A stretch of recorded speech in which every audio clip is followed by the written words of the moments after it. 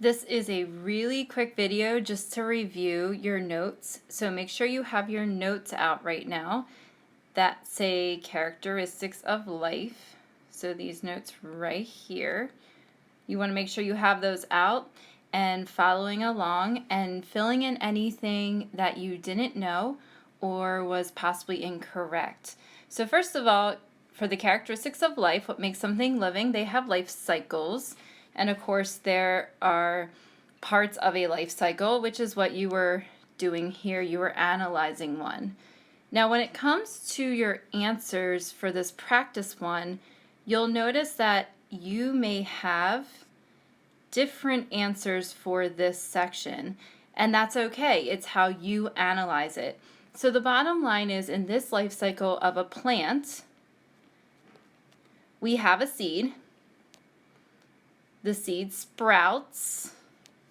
It then grows into a plant, and this right here is a bud or a flower.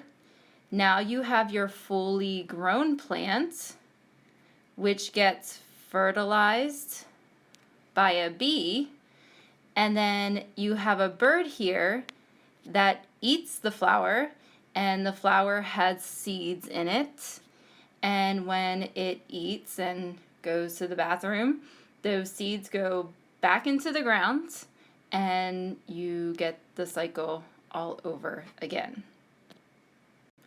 So why was this showing just one seed? Well, this would happen to the 100 or so seeds that are in the flower, but we only need to look at one seed at a time. So when you look at the rest of the questions that deal with that diagram, again, your answers, are they different? Possibly. It's sort of the way that you analyze the cycle. So here's the bottom line. I am not going to ask you to memorize cycles. You're not going to do that. But can you look at a picture and see what's going on? So that's the first characteristic of life. Second characteristic is organisms can reproduce. As we know, God created the organisms and He commanded them to make more. And that's really what reproduction is. Third characteristic of life is all organisms grow. So you're making more of yourself or more of something. Of course, when we talk about growth, you're going to use up substances, and then whatever's left is going to contribute to growth. Fourth characteristic of life, all living things are made up of at least one cell. Uni means one, multi means many. So humans, for example, have many cells. Bacteria has one, but both are living things because they have cells. Fifth characteristic of life, all living things need energy to live. So you either can be something like a plant and use sunlight, or you could be something like a human or dog or cat or pretty much any other animal and eat your food in order to get energy. No, we cannot get energy from the sun. We like to go out in the sun, but we don't get energy from it. We also have here that energy can be used for movement.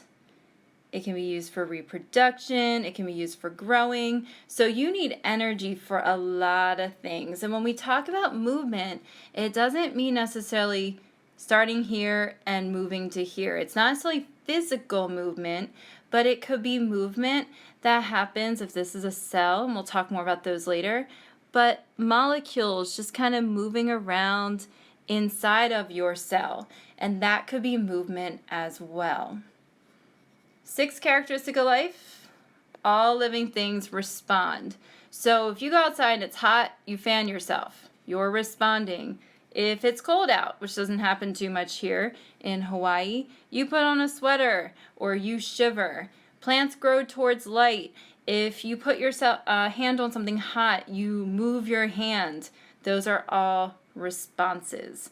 Now, we don't respond to everything, so that's what makes every living thing unique. So we only respond to certain conditions. So we don't grow toward light. So humans and light, nah, we don't necessarily respond by growing toward light, but we might squint our eyes or something like that, and that would be how we respond. And so to wrap up the notes, and some of the classes I had asked you to fill this in, and others I did not. But this is where we're going to be spending the next couple class periods, is talking just about the cell characteristic of life, because there's a lot of different types of cells. So what we're going to do is break it into two categories: prokaryotic and eukaryotic. Pro means no nucleus. So I always say pro equals no. And what do they not have? They have no nucleus. Whereas eukaryotic cells have something called a nucleus. And there are two types of eukaryotic cells, animal and plant. So if we were to look at cells, we have prokaryotic and we have eukaryotic. And then under eukaryotic, we have plants and animals. We'll just abbreviate that down here. And so what we're going to do for the next day or 2 or 3 or even 4 is we're going to spend time talking about the structures here at Roman numeral 2, and we're going to talk about what they look like, and we're going to talk about what they do. So what you want to do at this point in time, make sure your notes are filled in. Are all your notes correct? So double check, rewind this video, and then you should have your notes ready to go for the next part when we talk more about these structures.